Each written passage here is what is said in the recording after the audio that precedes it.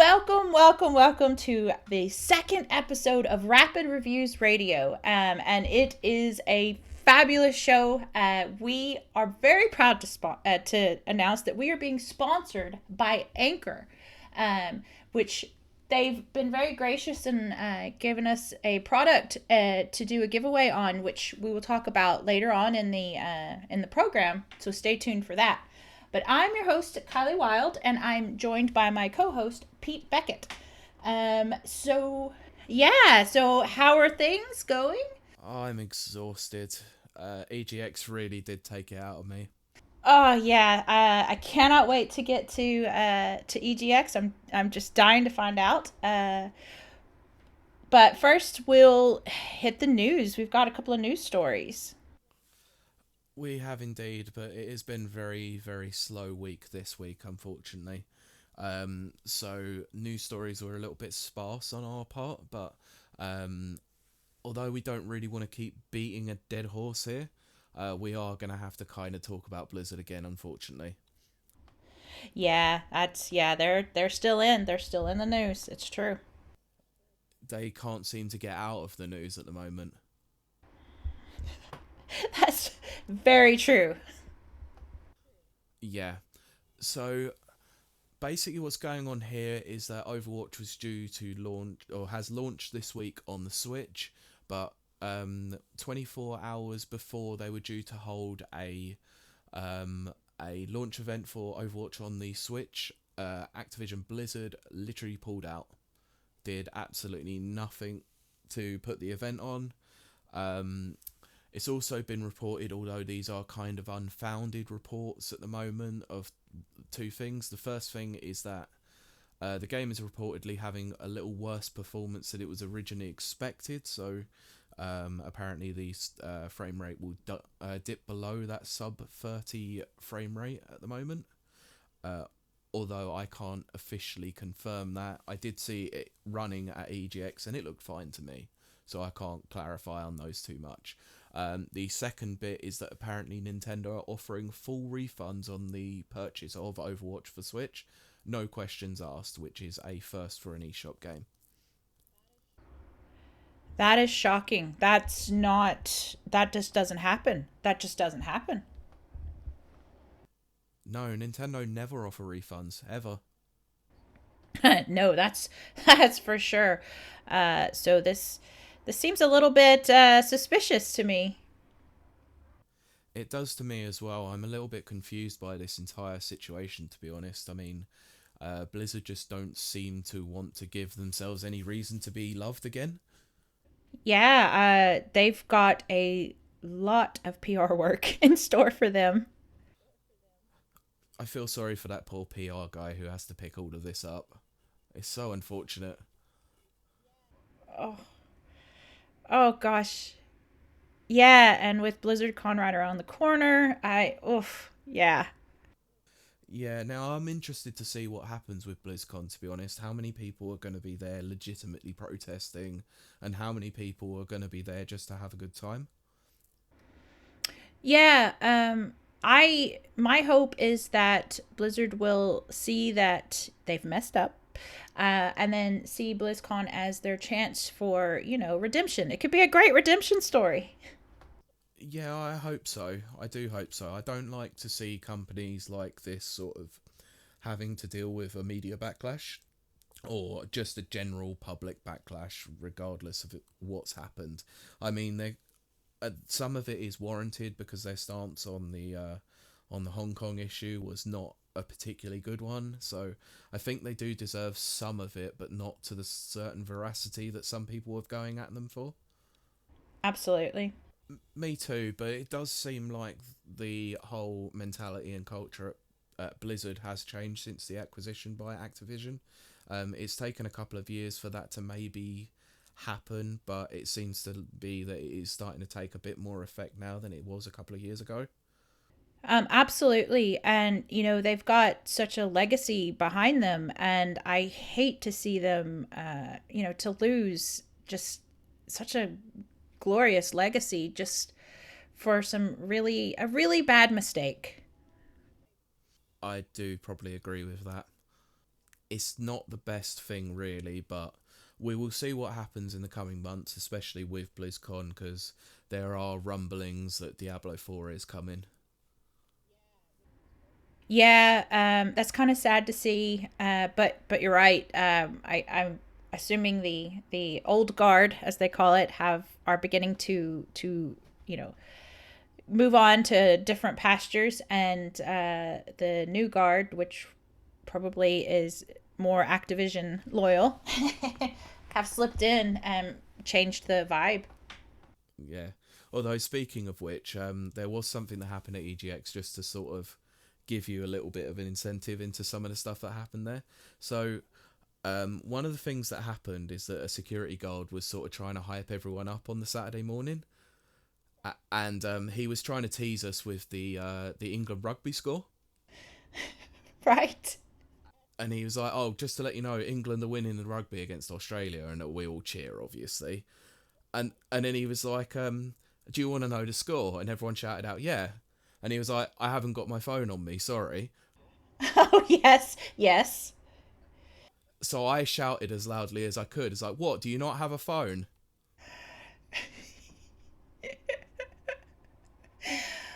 Oh, Okay, for anyone who may not get that joke, that was because of the backlash to Diablo Immortal at BlizzCon last year, where they asked, "Does everyone even have a phone?" yep, yep. I got a couple of chuckles. Yeah, I bet you did. I remember that thinking that was their worst, PR flub. And that was last year.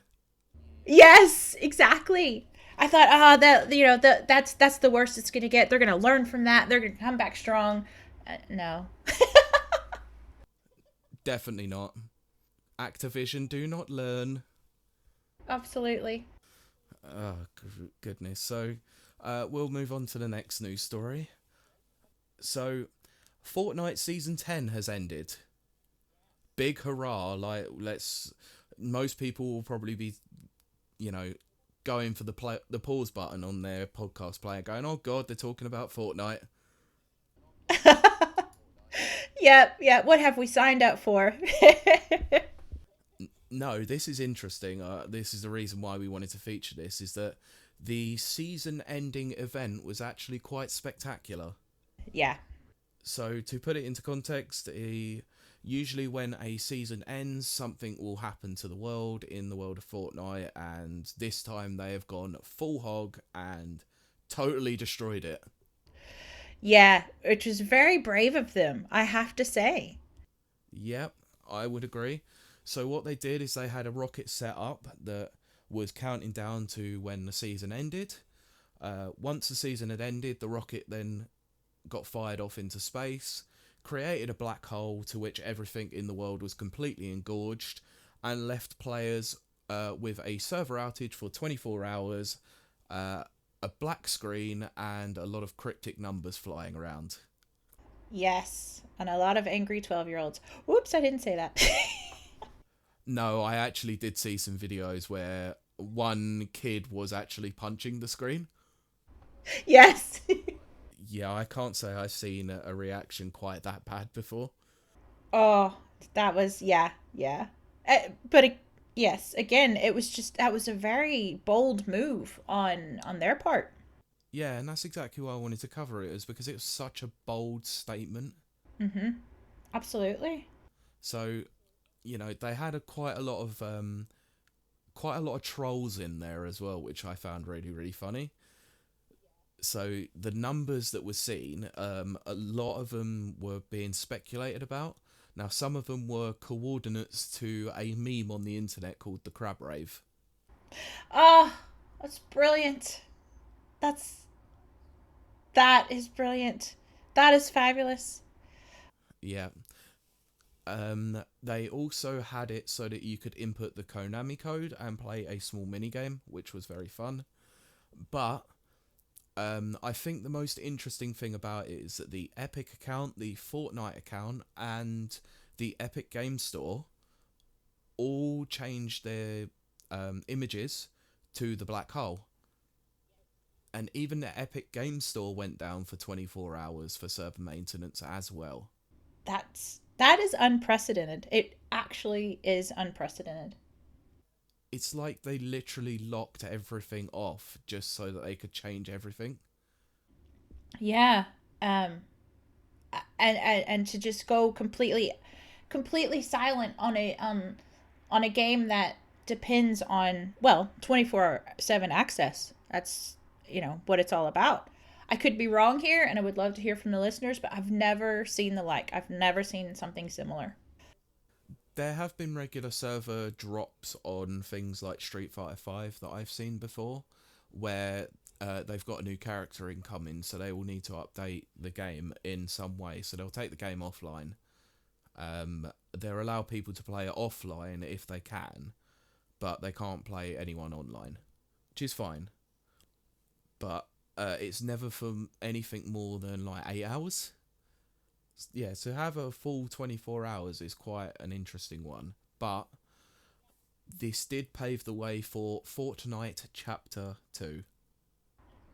Yes, which is an interesting naming structure, but hey, I'm on board.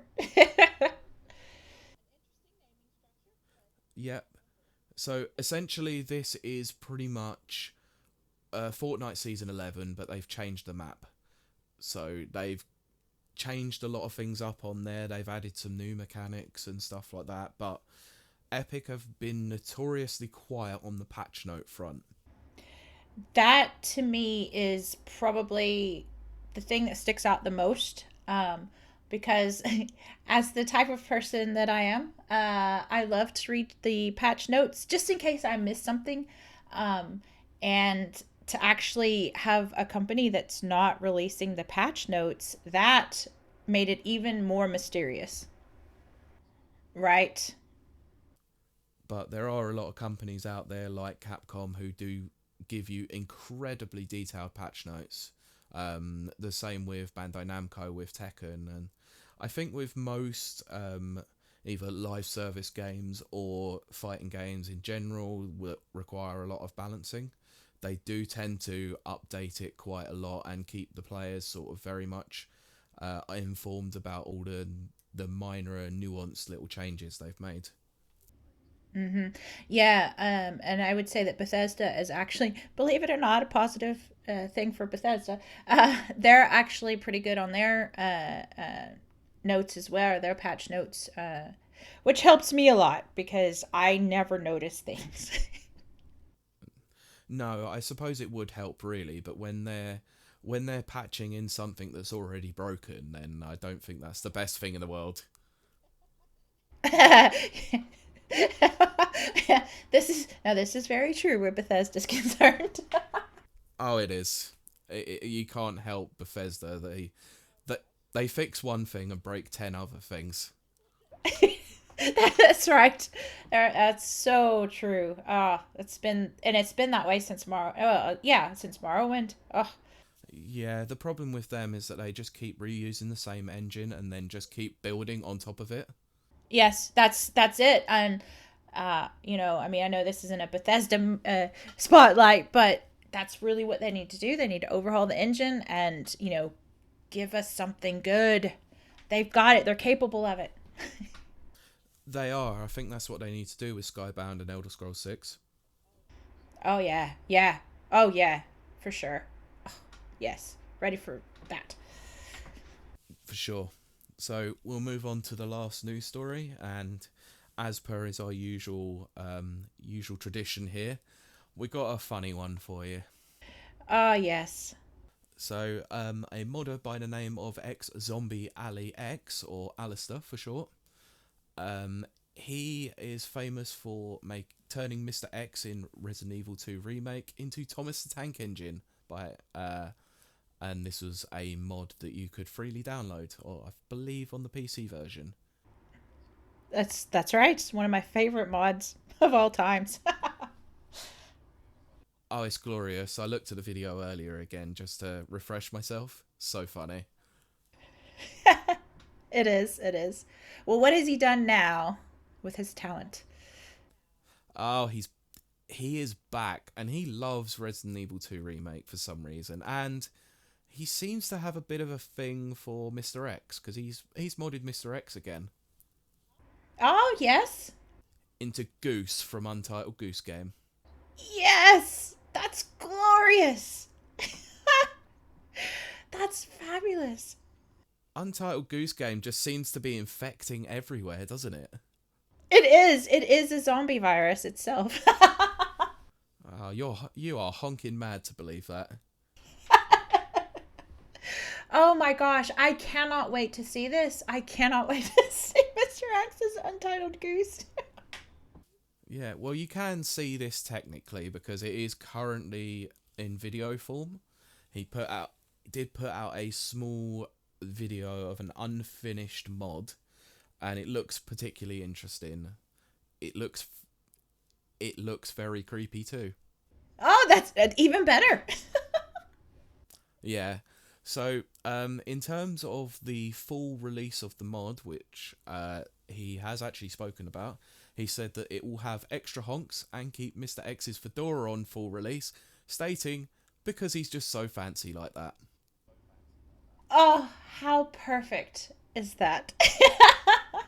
Oh, I didn't know I needed a goose with a fedora on until this very moment. more on that later. Stay tuned. Yes, yes. Spoiler alert. Cannot wait. I'm dying. Okay, so we're gonna move quickly on to our next segment that we've now entitled "You've Got This." New segment. New segment. I wish we had like a little jingle. We don't do jingles here. Darn it. So this section, it's going to be a regular segment. It's a brief couple of minutes that's from the heart, and to remind you, especially if you're listening to this on a Monday morning, but you've got this.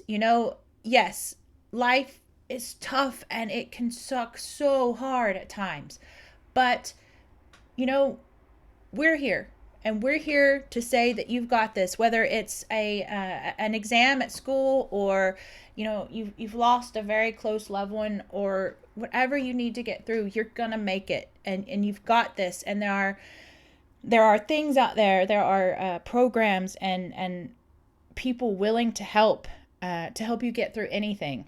There's always someone out there who's willing to listen to you. There's always someone out there who's willing to have a conversation.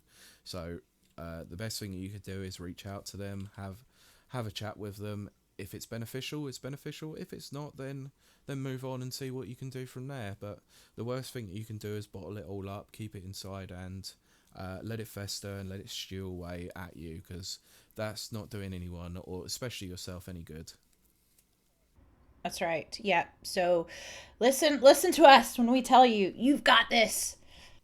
You have got this. You've definitely got this. This is your, this is your way to try and sort of be as positive as you can during a particularly negative period, and most of what it is just about trying to change from a negative to a more positive aspect, and try and change that thinking and that mentality.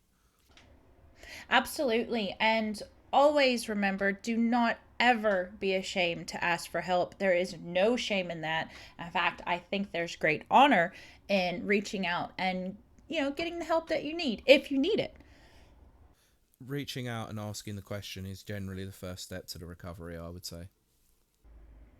Yes, absolutely. Absolutely. So listen to us this week. You've got this. And we're always here. I'm definitely always on Twitter.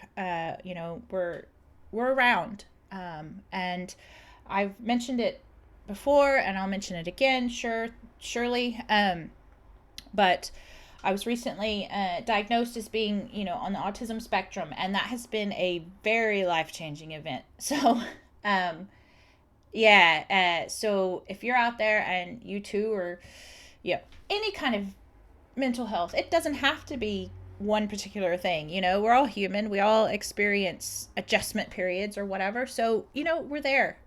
Just ping us, and we're cheering for you. Of course, we're always here.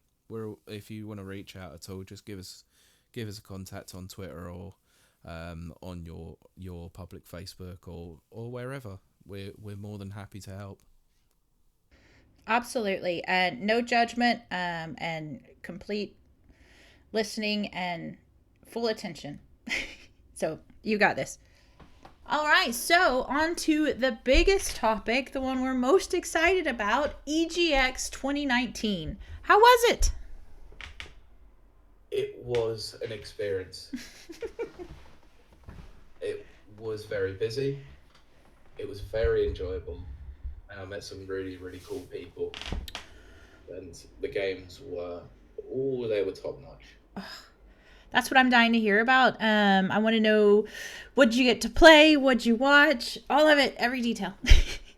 Okay, I thought I'd start with talking about EGX itself for the people Yes. who don't actually know what it is. Good idea. Very good. Yeah, so EGX is short for Eurogamer Expo. It usually happens in October or September of each year. This year it's moved to London. Right. So it was in the Excel Centre between the 17th and the 20th of October. I went for the Friday, the Saturday, and the Sunday. Excellent. So basically, a lot of big studios bring a few games that are coming. Indie studios bring their projects with them. There's vendors, tabletop gaming area, retro games, and talks and stuff like that. Oh, love it. I love it. Yeah, so there was some really good talks. There were some brilliant games there that I will gladly talk about. So, do you want me to start with the videos or the games? Let's see. I think we want to hear more about the videos first, so then we can get into the gameplay a little bit more thoroughly. But Okay. yeah, what videos did you see? Okay, so the first one that I saw was Death Stranding. Nice. Unfortunately, no game was actually playable. That's never With good. it being 2 weeks away from release, so I'm a bit worried about that. Yeah, I understand that. Ugh. So, I didn't actually watch all of this. Mhm. So most of the impressions are coming from Toby, which is one of our writers. All right, shout out. Yeah, shout outs to him. I met him at EGX for the first time. He's Oh, a that's very, great. very nice man. Oh, that's so good. So he basically said that a lot of the footage was from Tokyo Game Show and E3 of this year, Mhm. with someone talking over it. It was nothing new, really. We hadn't already seen. Yeah. It's a bit disappointing, I'm not going to lie. To be fair, Death Stranding has been one of those games that has lingered in pre-production and dev for a very long time. Some people will say that that's good, that they're creating a very thorough game, but a lot of the technologies have changed since it was first announced. So Yeah, it has. I'm not really too sure what to think about it as a game. if I'm honest, and I know this is a bit controversial, I don't have good expectations for it. Wow, that's interesting. I- A lot of people are very excited. They are. I mean, it's you know, it's all top-notch talent. It's, you know, people we know that are industry standards and something, but something about it has not sat well with me since the beginning. And I don't know if it's Yeah. the secretiveness about it, which is always a harbinger of bad things in games. It does make me worry about Yeah. the level of secrecy that they do have with this. But I will say, I hope I'm wrong. I would love to be wrong. Please prove me wrong. Be a wonderful game. Now, I'm sitting on the other side of the fence with this because I'm really excited about this. Right? So, although I don't really know what's going on, Mm-hmm. but I think that's what's exciting me the most about it. Yeah, the kind of curiosity factor. Yeah, and Yeah. because of all this top-notch talent, like you Mhm. mentioned, Yeah. like Norman Reedus, Hideo Kojima, Guillermo del Toro, and people like that. Yeah. I think what they could create an incredible narrative, Mm-hmm. but whether or not the game is actually going to deliver it as a game, I'm not 100% about. Yeah. I will say, you know, the previous work on, PT, the Silent Hill kind of demo that never was. Yeah. I was very impressed by that, very intrigued by it, and so when Death Stranding was announced, not very long after that, I think it was the next year, I want to say, I was excited for it, but the time it's taken, just technology moves so fast, and you think, is this going to be another Duke Nukem, forever thing? I'm not so sure about that. Yeah. I think this might have been a lot better if they would have waited another year to get it on the PS5. Right. Yeah. It's another one of those situations Yep. like we talked about last week. Absolutely. Definitely. But, fingers crossed, I hope to be proven wrong. Yeah, and it comes out on November 8th, so I'll be Oh, wow. trying to play that at that point. Yeah. Yeah, for sure. I can't wait to hear what other people have to say. For sure. Yeah, I'll have to dust a couple cobwebs off my PS4. Yeah, for sure. Oh, God. It'll be worth it, hopefully, though. Yeah, I mean, I want to believe. I do. Like I said, extremely good talent there. And it just should hit all of the marks. But again, I hate to reference another game, but BioShock Infinite, it was a lot of delays. The technology moved right in the middle of it. It moved forward, and yeah, it wasn't a top notch game. It was okay, but the delay was just, I don't think it was worth it. So I don't know. Nervous. Can't wait though. I'm curious. I can't really comment on BioShock Infinite. I haven't played it. Oh, right. Well, it's another one of those that kind of divides people. It's not my favorite. It doesn't feel like a BioShock game, and it had so many delays. Yeah, it's understandable. I've Yeah. heard that kind of criticism from people as well. Yeah, but I really want to hear about Cyberpunk. Did you get to watch anything? Oh my days! Now I'm gonna full disclosure for you. Yes. I had no excitement for this game. All right. Okay. I mean, I've played the original tabletop RPG, which is Cyberpunk Yes. 2020. Yes. I really enjoy that system. It's a very good one. Mm-hmm. But Absolutely. I think Shadowrun is a much better system. Yeah. Okay. Yes. Okay. Yep. I can agree. Yep. But I think the work that CD Projekt Red have done on this game is incredible. The amount of time they've spent on this game is quite amazing. Yes. And after watching this demo, I will be getting this day one. Oh, that's exciting. This looked fantastic. I am absolutely excited for this. Sorry, go on. Oh, I was just saying I'm absolutely excited for this. I have a kind of love of cyberpunk anyway, just the genre. So yeah, I'm dying for this one. Yeah, so I wanted to clarify with them just before we recorded, obviously, that I could talk about this at length, and I absolutely can. Oh, excellent. Yes, give us the scoop. I made sure to check. Excellent. So basically, this mission that they showed, and apparently throughout the entire show, they showed different sections of the game. Mm-hmm. So it wasn't all the same if you went to the same showing or different showings later on. Right. But the section they showed is about halfway through the game. They gave away no spoilers. Oh, nice. So they jumped you into a mission with the Voodoo Boys. Uh-huh. And you have to go and walk around and track down someone. Oh, perfect. Now, they went with a hacker playthrough to start with. Uh-huh. And what they showed is the differences in the mission style of whether or not you go stealth or go all guns blazing. Mm-hmm. How you can hack and manipulate different systems and stuff like that. And then about halfway through, they sort of changed the play style up. Right. So they showed the way that the missions could be played in different ways. Uh-huh. With like a completely separate build character. No, that's cool. Now, obviously, like that won't happen in the main game, but that was just to sort of show us how missions will work differently. Yeah. They gave you a really nice look at the driving mechanics. Very So good. it put you on a bike to drive between one mission point to the other. And how was that? It looked really nice. They didn't show too much about it. They rather fast traveled that section. All right, And okay. they did say that that wouldn't really be in the game, but it was for the purposes of time. Yeah, it makes sense. It makes Because the sense. world is apparently so massive, it might take you a bit of time to get there.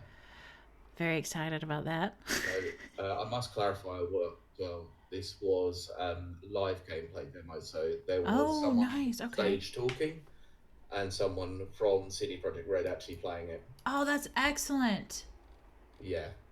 Were there any So, any hiccups? Anything? no technical difficulties, Nice. actually. They did say there might be a couple of glitches or a bit of slowdown, so they did pre-warn us. Right, exactly. Obviously, it's a game still in development. It's not out until April 2020, so yeah, we were going to sort of expect to see a couple of hiccups here and there. Luckily, there was nothing.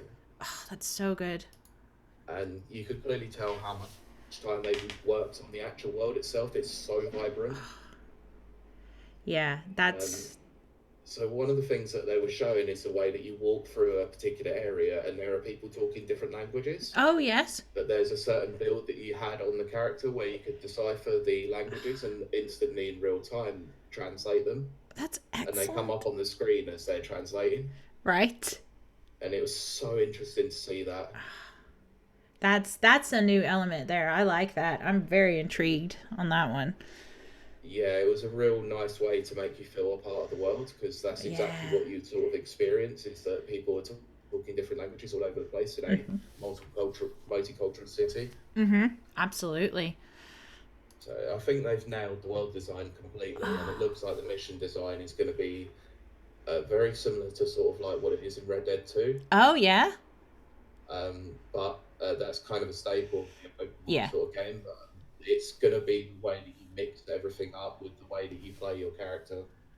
And for me, it did give a lot of vibes of being very true to the tabletop system.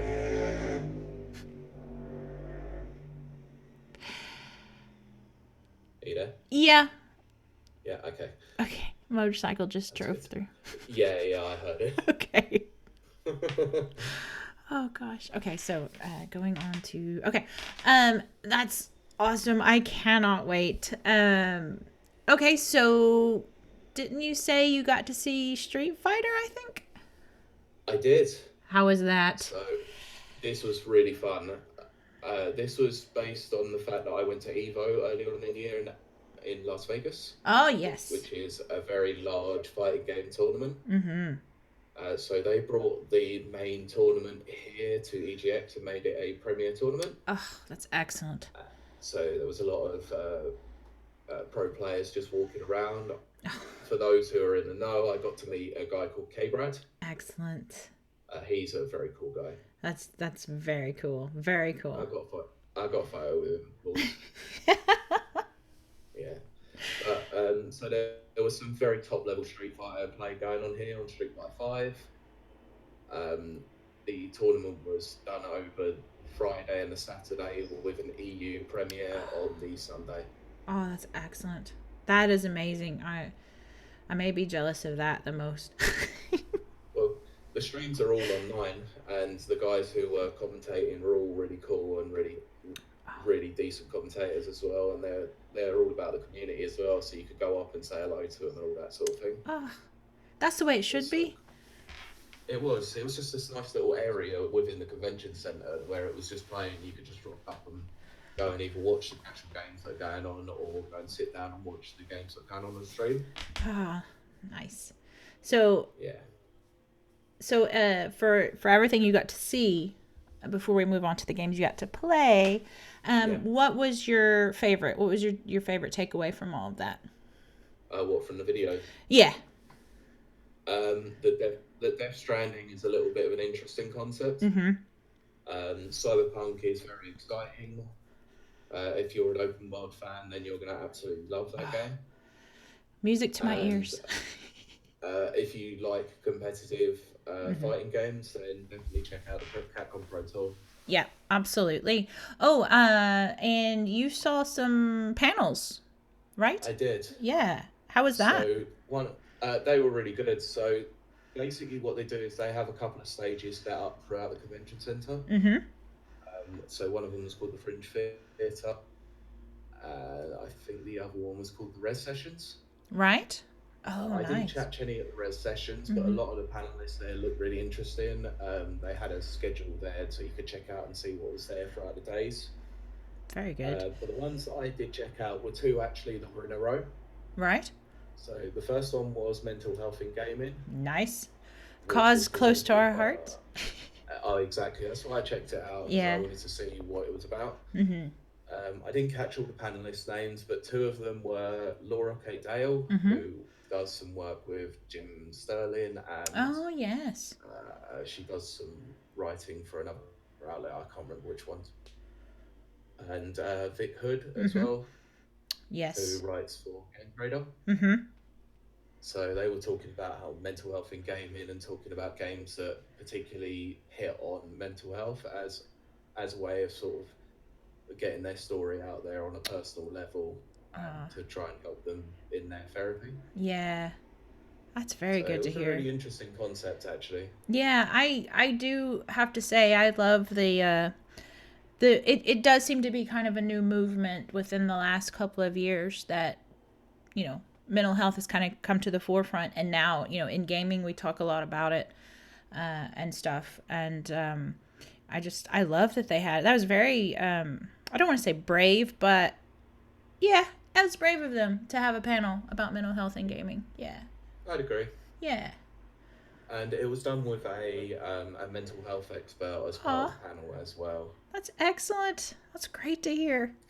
Yeah, they also had a chill out zone that was located in the convention center. Well, I can tell you this much. From a personal standpoint, chill out zones are so necessary. If you ever run a con or run any kind of event where you're going to invite a lot of people, you're going to have a bunch of different types of people, and some of us need chill out areas.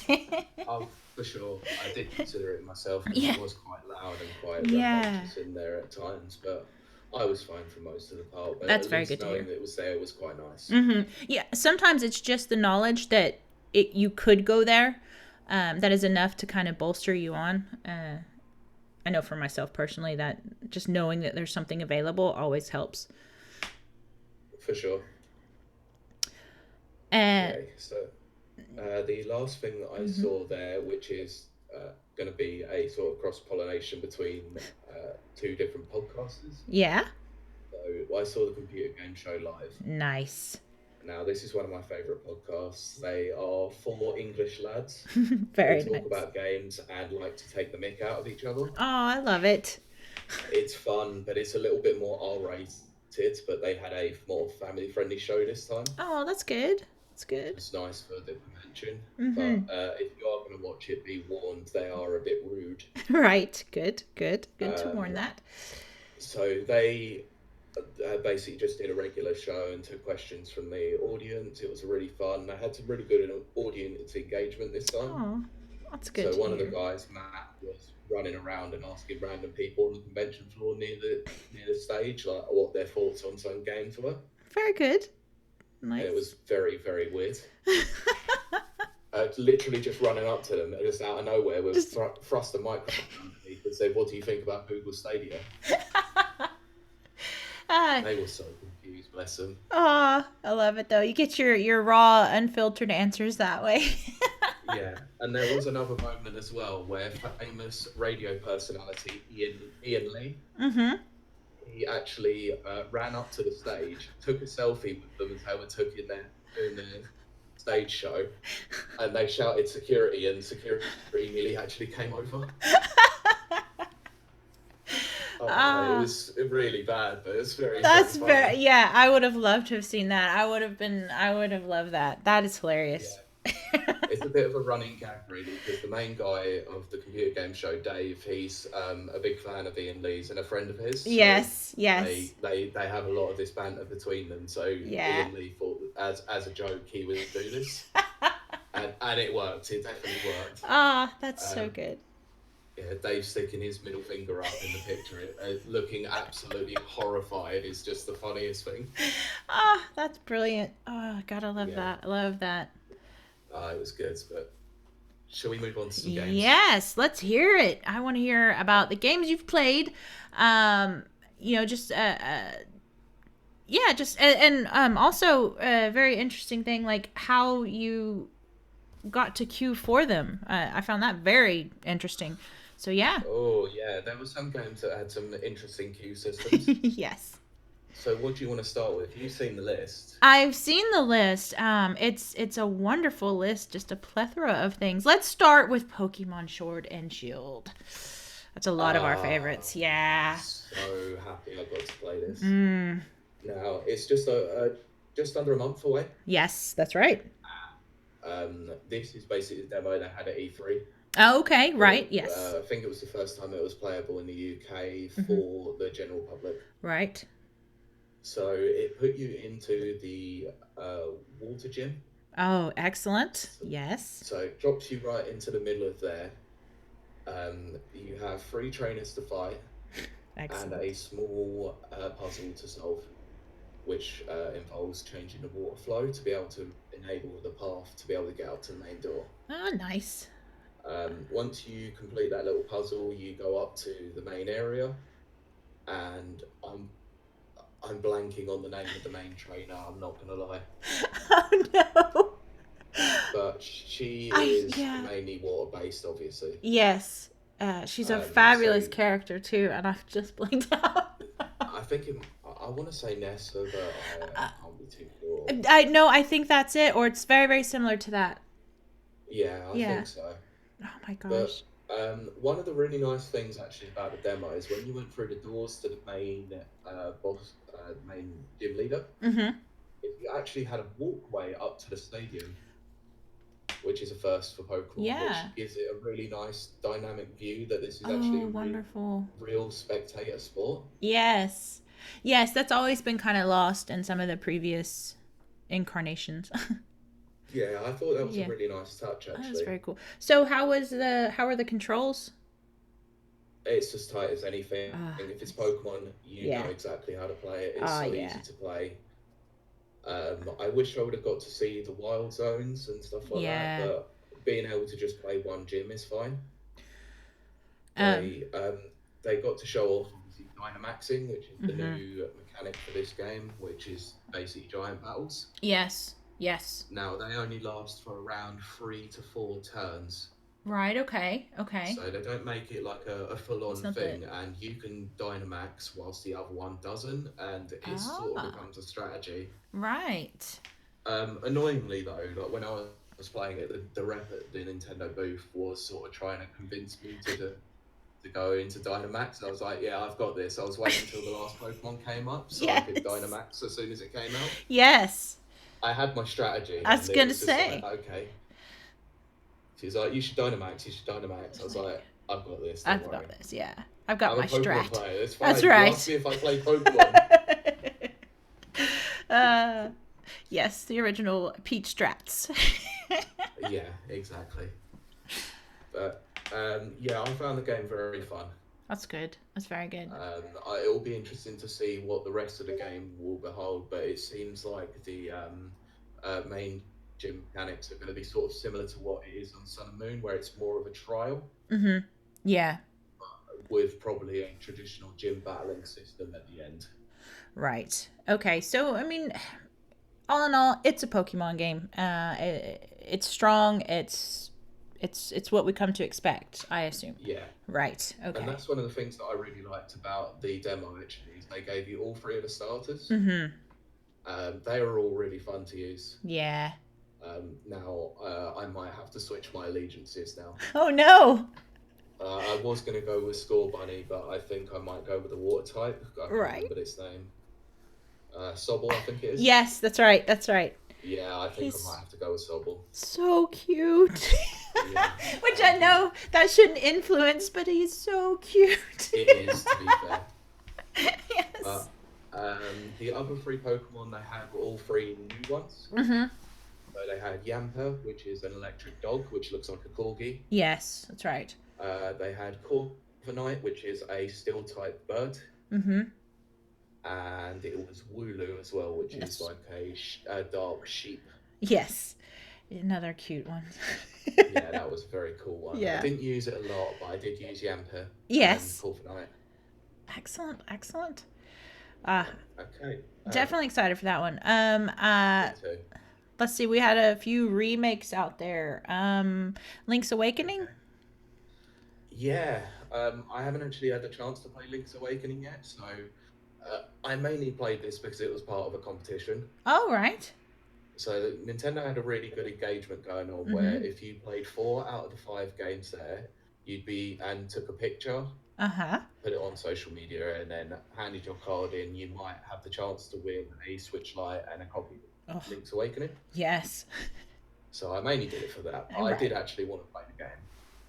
It's definitely one of my favorites as I was growing up. So I'm very curious to hear how it went. Now, I really like Link's Awakening. I loved the original Game Boy game. Yes. To be fair, I only played the Game Boy Color version, which is Link's Awakening DX. Yes. But it was a very fun game. Is it? This one is good, actually. But I have noticed a lot of the technical difficulties that people had mentioned, so it did kind of put me off a little bit.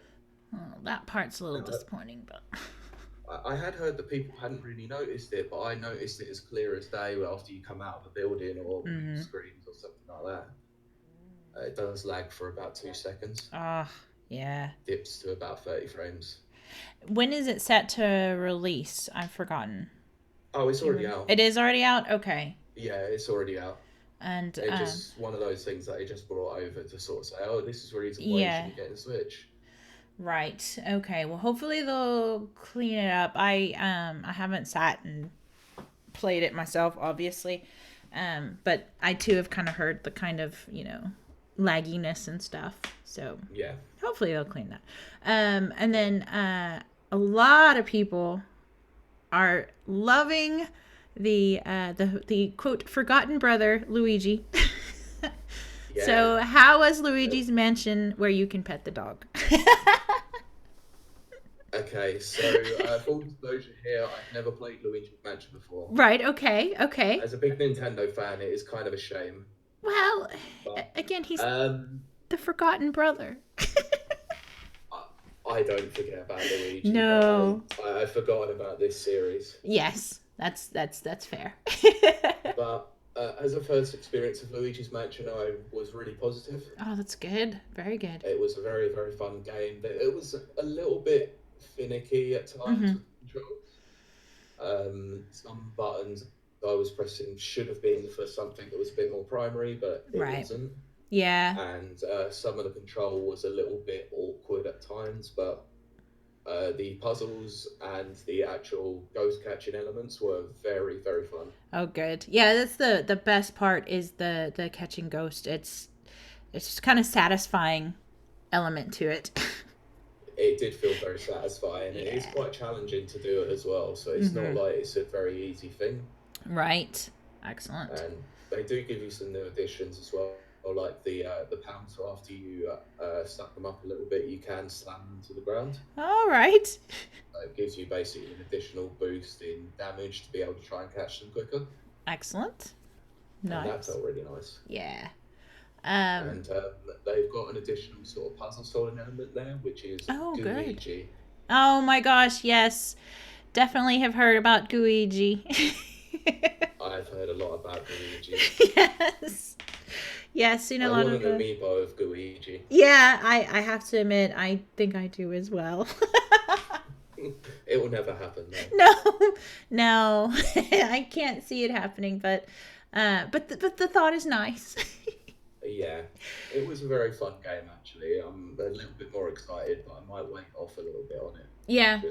So some of the games that are coming out nearer the time are a bit bigger than that, like Pokemon. Yeah, I was gonna say, so it's not, at the top of the list, but it's up there, is what I'm gathering. Yeah, it might be one of those things that I get after Christmas. Yes. When the prices drop. Maybe. Yes. This is Nintendo we're talking about. Oh, right. Oh, very often. Yes, that's very true. All right, so you had Streets of Rage Or 4, I should say. yes, Streets of How? Rage 4, the first numbered game in the series for a very, very long time. Yes,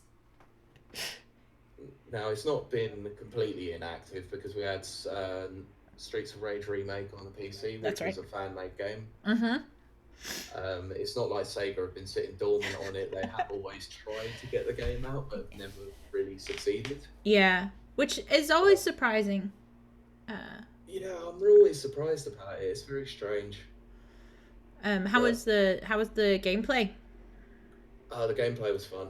Nice. So for this one, I got Toby to come and join me. Oh, nice. Oh, wish we had And footage. I wish I could have got them. But we got our absolute butts handed to us. This game is tough as nails. Oh, good. Excellent.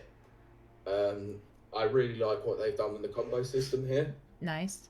So the game is actually developed by the people who made Streets of Fury EX on PC, Really? Xbox Live Arcade, Yes. and the graphics are done by the people who made Dragon Boy Wonder Boy and Dragon Scrap. Sorry. Oh, yes. Yes. Oh, So I love it's them. a really good collaboration between them. They've got the original people who did the music back, Oh, that's wonderful. as well as bringing Yoko Shimomura in as well. So this is a strong So- game then. This is a very, very strong game, and I'm very, very happy that I got Yeah. the chance to play this. I'm a big Streets of Rage fan, and I believe that this could be the very pinnacle of the series. Oh, that's wonderful to hear. That's very good to hear. Yeah, the combo system alone, I think, elevates this to a new sort of level. Mhm. Streets of Rage fans are not really going to be used to, but I think they're going to find very interesting. Excellent. So is this one already out or it's coming out? I've had It's a long coming day. out. There's no It's set coming release out. date just Okay. yet, but it's coming out for all major consoles. I think PS4, Xbox One, and Switch, and Nice. probably PC as well. Well, I'm definitely looking forward to that one. For sure. Hopefully, they include online multiplayer on it. Oh, that would be great. Yeah. And then we could get I'm not going to expect it, but if they did have it, it would be a nice addition. It would. It would. And you kind of think that that's kind of the way things are going nowadays anyway. So, hopefully. Yeah, you'd like to hope so, Yeah. especially with Sega backing them. Oh gosh, yeah. Yeah. Oh, now I'm getting all excited. Me too. We're going to have a rapid reviews team online. Oh, for sure. Oh. Sure. I'm going to try and nab that one if I can. Oh, yes. Have to. I'll fight you for it. Yeah, okay. We'll get in our battle cage. Yeah. Nearby to restore full health. Yes. Exactly. Okay, so Trials of Mana. Not Now, Trials of Mana is a really interesting one because we've never had the game in the West. yeah. It's a remake of the Seiken Daitetsu series. Okay. The third game in the series. I wondered because I didn't recognize it. So Yeah, I'm so curious for about this one. People who didn't really know about it, we had Secret of Mana over Mm-hmm. here back on the SNES. that's right. But Yes. then we had Secret of Evermore, which was the pseudo sequel, but it was only for us. Right. Whereas Japan got Seiken Daitetsu 3, which is the true successor, which is Trials of Mana. Oh, wow. So this actually did come out for the first time in the West this year on the Switch. Oh, that's excellent. But this is the full-blown remake like they did with Secret of Mana. Mm-hmm. Which is one of my Um, favorite games. Oh, it's a brilliant game. Yeah. Absolutely. Now, this one feels very familiar to Secret of Mana remake fans. Mm-hmm. I feel like this didn't really benefit too well from my playthrough because I was playing on the Switch Lite and I probably would have preferred to play this on TV. Yeah, yeah. Oh gosh, yeah. But where I was in the demo, I didn't start at the very beginning. Mhm. Someone had sort of just left it.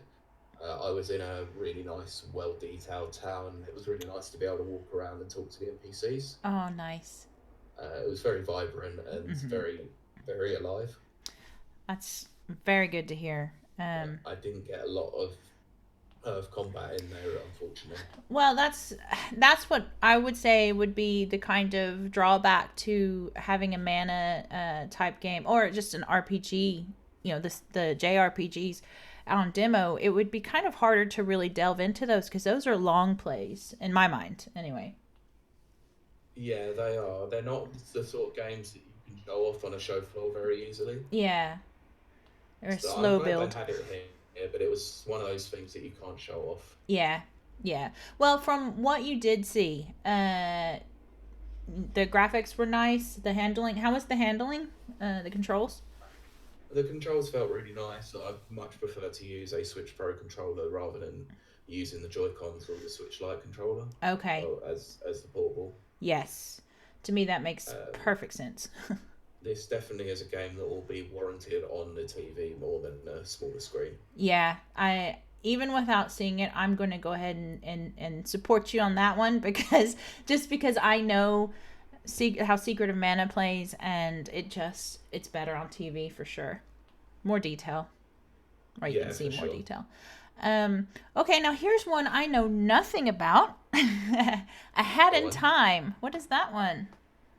Now, I'd only heard rumblings about this game. Mm-hmm. Now, Toby was the one who played this. Right. This was Okay. on the Friday when I met up with him. He was very excited about this. Excellent. It's basically a 3D platformer. Oh, okay. It's very cutesy, it's very sort of wholesome, and it looks really, really nice. Those are always fun. Um, Yeah. what's the is could you tell like what was the goal, or is it No, so it just was another one of those where it was just sort of dropped in the middle. mm-hmm, mm-hmm. And so it was quite hard to see what your actual objective was, but I'd imagine that's something in the full game that's a lot easier. Yeah. Plus, So if it's a it might platformer. it's nice to be able to be dropped into a world, but like with most demo builds at Mm-hmm. playable conventions, it's quite hard to show a small snippet of the game without giving everything away. Yeah, yeah. Well, as it's a platformer, how responsive were the controls with that? Uh, Toby did say that they were Mm-hmm. very responsive and they are Good. very intuitive as well. Yeah. See, that for me, that's a huge part of any platformer, because you just time everything so down to the last little button press. Oh, your timing on a platforming game of 2D or 3D Yeah. has to be right down to the last pixel, Yes. Exactly. especially on Exactly. Donkey Kong Country. Yes. Like being able to roll over the Oh, sides to be able to get the longer jump is just yes. so weird. Oh, but that's exactly what I mean. It's the controls are most important. I mean, they're important across the board, but if you don't have the responsive controls right on a platformer, that's you no. Agreed. I have shut off games just because I couldn't get, the timing wasn't right. Um That sounds like basically every game on the NES that was terrible. yeah, I mean, this is very true. Um and then So many experiences with games like mid kids. oh god. Oh, and then subconsciously or overtly consciously pressing the button harder thinking it's going to make them jump harder, but it just doesn't. Yeah, and who ever Oh, thought that pressing up to jump was a oh, good idea? yeah. Oh, that is one of my pet peeves is if you are playing any platformer on any system, this is across the board. If you use jump as up or use up as jump, I don't like your game. Well, then you don't particularly like Street Fighter then, or any fighting game. Well, all right. Okay, when you That's a put bit it different, I when suppose. you put it in that context, if you're not using up as jump in a fighting game. If you're not jumping in a fighting game in genuine, then Yeah. it's probably the right thing to be doing. Yes, exactly. Okay, so here is another one that I was not aware of, but I love the title of it. New Super Lucky's Tale. What is that Yes. one? I don't know much about this game as well, apart from the fact that it is basically a re-release of an Xbox One game. Mm-hmm. So Wow. nice that we've got some Xbox One games Yeah, coming to the Switch a bit more. that is very good. Absolutely. Yeah. This one is also another very cute 3D platformer, and another one that did control very nicely as well. Excellent. Excellent. Objective-wise, I can't say too much about it because once again, it was a throw you in the middle of the world sort of thing. Um, But it was was to just be able to run around and just actually just see how the game felt. So, just for my own curiosity, like, what were you? Like, what was your character? It's a fox. Oh, right. Oh, oh. I literally did not look this game up. I should have. No, I didn't either, but it was a fox, and it was quite cool. Very cool. Okay, well, now we're down to the two biggest and most anticipated. Well, I want to say that, yeah. Yeah, I think I'm safe saying that. All right, first, I want to know, how did The Witcher 3 play on the Switch? Now, the obvious downgrades have happened. Yes. I'm going to get the negatives out of the way first. Yep, absolutely. This game doesn't look as nice as it does on a PS4 or an Xbox One. Which, or a very high-end PC. I was going to say, that's really to be expected. That really isn't a surprise. Yeah. The frame rate doesn't run as well as it does on those as well, which is to be expected. Yes. And the load times are horrendous. Oh, dear. Seamlessly in the world, it's fine. It's just after you've died where a lot of the stuff is going to happen. Yes. That load time was massive. Wow.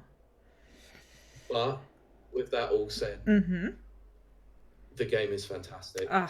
Yeah. It runs very, very nicely on the Switch. It still looks really nice, and it benefited from playing on the smaller screen because of the graphical downgrade.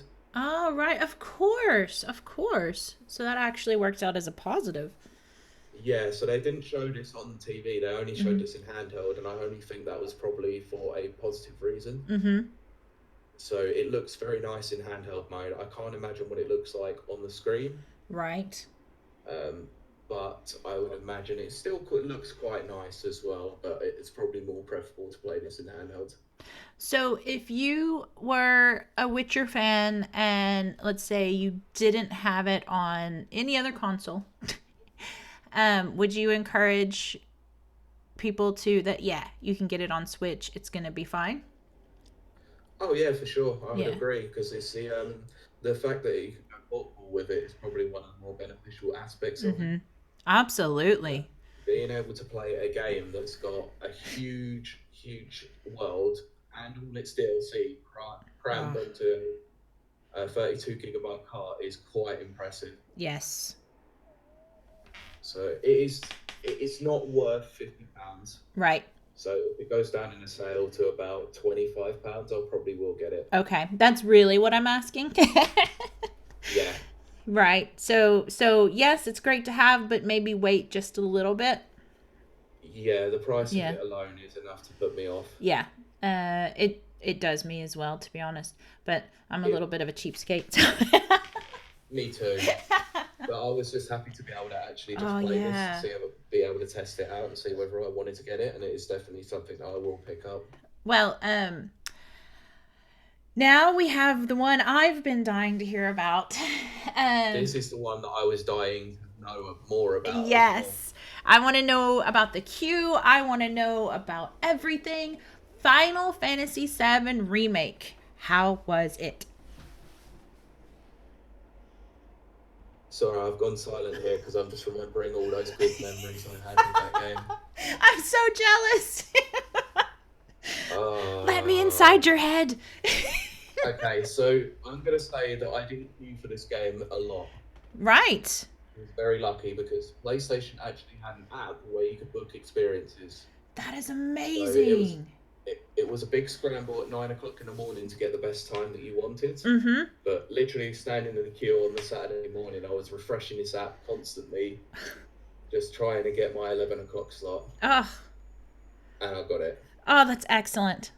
That is excellent. They took me to this little area where it was only 17 people at that time slot. Oh, wow. They gathered you in, scanned you in, and then you're standing next to the people who are just standing in general admission. Oh, wow. So they're waiting for about an hour and a half, maybe 2 hours. But we're just standing there waiting to go. Oh, wow. So They took us over and they escorted us over to our setups, which were all very nice. They all had headphones, nice screens, good chairs, and stuff like that. Excellent. They know how to do it So, right. yeah, most of the games on the show floor you have to stand up for, so it gets Mm-hmm. a little bit tiring throughout the day. So it was nice to actually have a sit down in a really comfortable chair to play this. Oh, that's excellent. So basically, for anyone who's played Final Fantasy VII before, Mm-hmm. you'll know that this demo is basically the bombing run mission from which is the very first Yes, mission in the game. that's right. Yes. So it starts you in most of the way through where you're at the very last sort of area where you're climbing down the ladders. Yes, the heart pounding Um, part. yeah, so you're they haven't made it a straight line ladder like they used to. Right, okay. So they've made it a little bit more narrow. So you've actually you have to climb down three different sets of ladders that Mm-hmm. have enemy encounters inside those areas too. Mm-hmm. So you get a little bit of a feel for the combat. The targeting system works really fluently, so Oh, you can good. just lock onto enemies to just focus on them. You can switch between both Cloud and Barrett, Excellent, so right? you can set up pack with one of them and then quickly switch over to set them to do something. Mm-hmm. If you just decide to focus on one character, the computer will pretty much do everything it needs to do with them. But Excellent. it does actively encourage you to switch between them quite a lot. Now, those enemies that you first encounter are just fodder, really. Right, yes. So it runs you along the main corridor to set up the bomb. Mm-hmm. It gives you a nice little cutscene there where Cloud sort of goes inside his head like he did in the original Oh. game, that's been really jazzed up and sort of given a little bit more beef to it. Yeah. Oh. And then it's the infamous God Scorpion boss. Yes. Ooh. So they have actually changed this quite a lot. Really? Okay. So it basically plays out in three phases. Uh-huh. So the first phase is pretty much just a normal regular attack. Right. The second phase is where it coats itself in diamond. Mm-hmm. Yes. It basically gets you to try and block its attacks until it make you focus on different areas of the boss to do damage to it. It's a bit more sort of like a control box. Mm-hmm. So you had to take that out, and then you could inflict more damage on it after that was done. And then the third phase of it was where it goes into defense mode with the tail up. Yes. Oh. I'm replaying the original in my head right now. Yeah, I was the whole time I was doing it. That tail coming down and striking you. Oh. Yeah.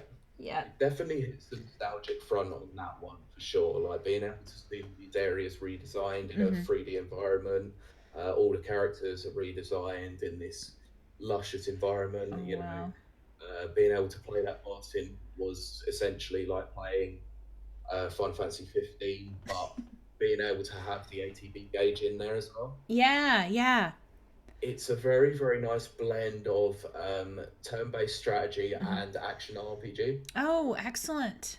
Very glad to hear that. So you can slow the combat down to basically choose different abilities that each character has. Mm-hmm. So rather than being a limit gauge move now, Bravery is actually just a special attack. Really? Okay, because that was my next question was how's the limit break? Yeah, I only got to use the limit break once, which was cross slash. Okay, yes. Which was very, very damaging. They really make it look like it does do a lot of damage now. That was my next question. They do put a lot of emphasis on that animation. I think the only part I'm anticipating the whole entire game, but I would love to see when they call down like Shiva and stuff. I want to see how they handle that. Yeah, unfortunately it was too early in the games to have summons. Yeah. That I'm a little bit disappointed in, but overall everything sounds really positive. So do you think it's gonna live up to the hype? I was very unsure about it when I first heard about it. When it first got announced, I was very skeptical. Yes. I did not know what to think about this. Absolutely. I am pretty much convinced now. The last trailer that came out of Tokyo Game Show had cemented that I wanted this game. Mm-hmm. Now Absolutely. playing this has basically made me excited fanboy, basically. Oh, goody. That makes me very happy. I'm very happy that this is now coming out, whereas I've been a bit skeptical. Yeah. So I have to admit March I can't was. come around soon enough. Oh god, yes. I'm very looking forward to this game. Yeah. It was a massive game in my childhood, so. Sorry. No. Sorry, say that again. Oh, I was just saying that Final Fantasy VII was a massive influence on my childhood for video games. So. Yeah, me too. It was the very first RPG that I played. Yeah. I would probably say that's probably the same for me. Has to be. Yeah. There was one other thing there. Oh? You may have seen it on Twitter, but the fans may not have done. Uh-huh. There was a replica Buster Sword there. Yeah, I did see that. Oh, that was cool. Oh my gosh. They know. It weighed 7 kilos. Oh my gosh. That's so wow. That's so crazy. It was so awesome though. Yeah, there's a guy on YouTube that, builds the video game weapons. Yeah. And then tries them out. Of course. Yeah.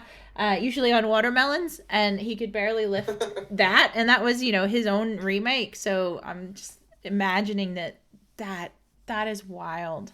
Oh. Yeah, I mean it wasn't even made out of metal, but it was. Oh my gosh! Yeah. Oh, I love it. I'm very excited. I'm absolutely excited. Yeah. So all in all, you would say good experience, right? It's a great experience. If you're ever in London, whether it be for EGX Res, which is usually in March or April, or main EGX, which is either September or October, I'd highly recommend you go. The guys who run it are always really, really pushing the boundaries on what they can do. And the main person there who is probably one of the best guys to be able to do this, Tom Champion, he deserves every bit of praise, him and his team, for putting on one hell of an event again. Yes, shout out to that crew, because that's amazing. It's it's a difficult thing to pull off, but it's amazing when it happens. So for sure, yeah, and it definitely came off without a hitch this year. Yeah, that's all I've heard. All I've heard has been positive. I've heard no negative things whatsoever, and that's amazing on something that size. I'm just blown away, absolutely blown away. It's a good team. Yeah. Shout out to the security guard on the Saturday who was all trying to get us excited as we were waiting in the line. Aw, was he hyping everybody up? He was the clear hype man. It was brilliant. I love that.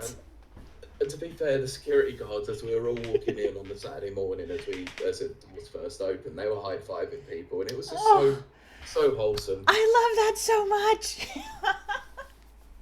Yeah, all the security guards there were all really nice. They, obviously had to do all their bag searches. Yeah. All done with a smile and a conversation. See, it was very nice. That's so good. I love that. Yes, I am dying to go. I cannot wait till next year. Well, next year. Maybe we'll do a live show. I'll talk to Tom. Yeah. There you go. Oh, that would be great. All right, so that sounds amazing. I love the game info that's come out of there. Out of everything you played, what was your favorite? Well, there's no question about it. It was the game that I spoke the most positively about, and that's Final Fantasy VII. Oh, yes. I'm very happy to hear that.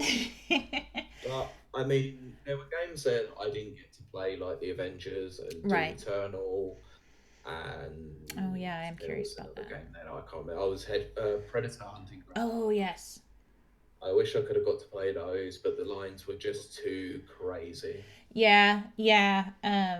They should maybe learn a little something from the Final Fantasy folks. For sure. It would definitely help out with that. Yeah, I love the idea of an app where you can, sign up for a slot. That's perfect for, some of us who are not a big fan of crowds. I think if most companies decide to do it next year like that, then that would be a godsend. I just think that would be so smooth and organized and absolutely. It would be nice. Obviously, the main scramble to be able to get those slots is quite crazy. Yeah, But yeah. at least it's better than waiting in line for 2, 3, 4 Oh hours. gosh, yeah. When there's so much to see and do anyway, Yeah, that was So one of the things about being a Pokemon is I didn't want to be stuck in a queue for an hour and a yeah. half, but I had no choice because the queues throughout the day had always been over 2 hours, and I took Mm-hmm. my chance at just under an hour, I mean, or that's just over an hour. Sorry, yeah, that's not too bad. Did you get to it could sample have been worse. any of the food?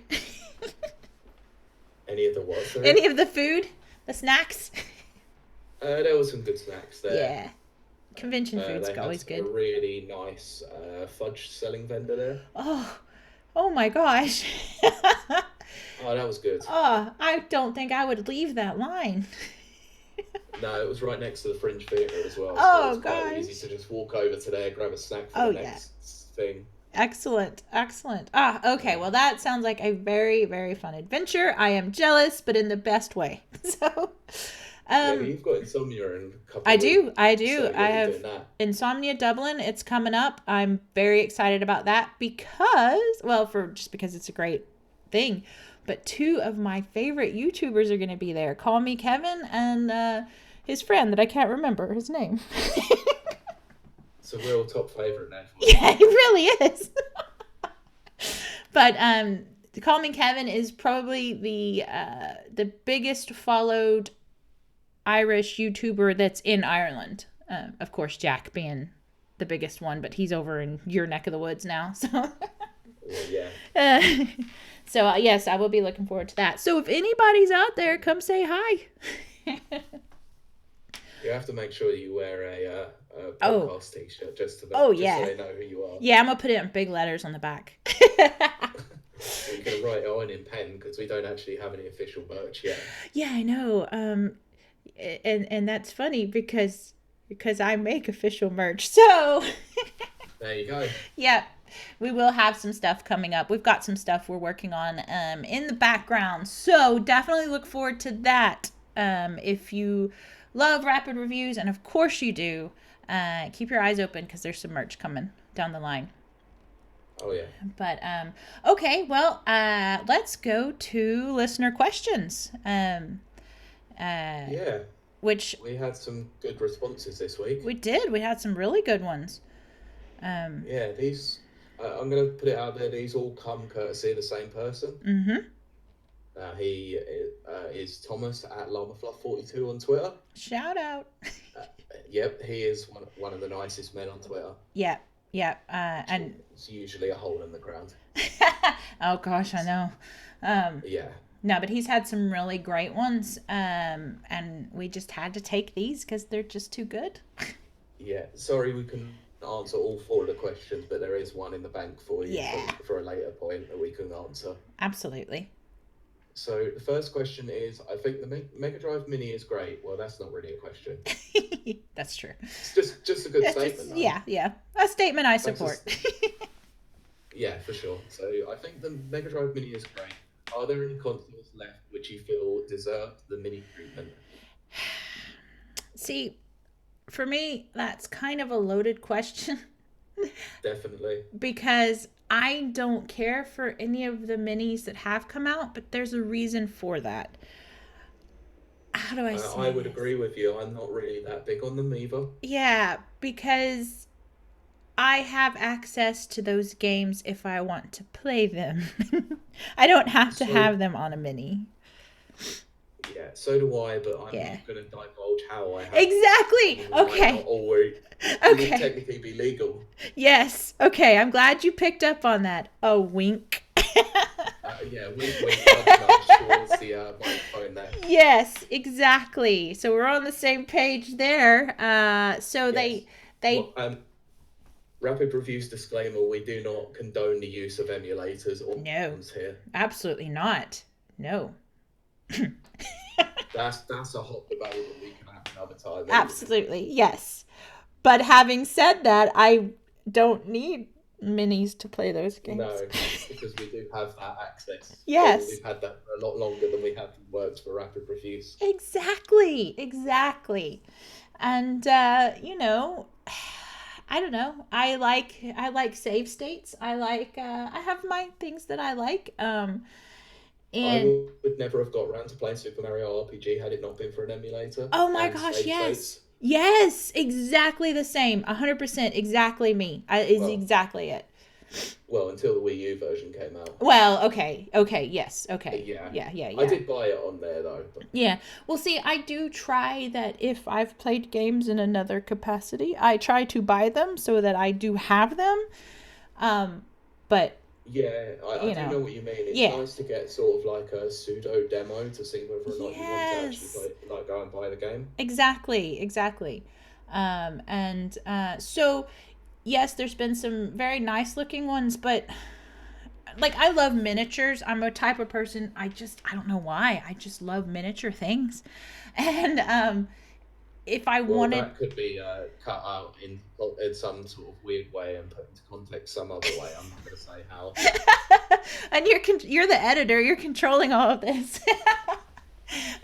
Trust me, I will not do that.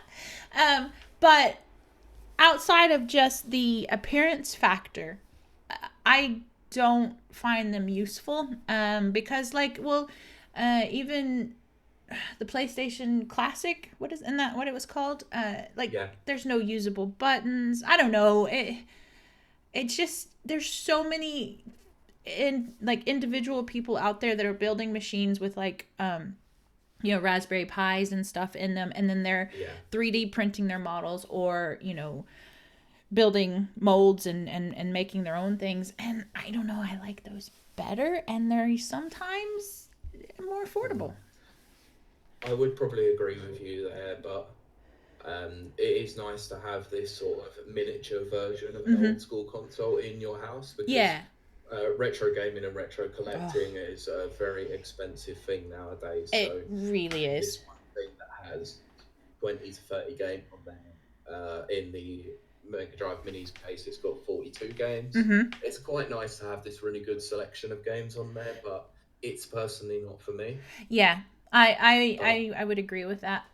Yeah, but if you had to, press me for an answer, I would say the Dreamcast Mini. Oh, yes. Okay, that's a good point. Just having Sonic Adventure, Crazy Taxi 2, Yes. and Outrigger and stuff like that And on one of those systems would just be so nice. did you ever play Nights into Dreams on the Dreamcast? I never did, unfortunately. It came out on the Wii, or maybe it was the Wii U. I can't remember. They had a Wii version. Okay, so it did come out on the Wii. I played around with it. It didn't really do anything for me, but that original Nights into Dreams on the Dreamcast is so full of nostalgia for me that, okay, yes, if they came out with the Dreamcast Mini, yeah, I might be swayed by that one.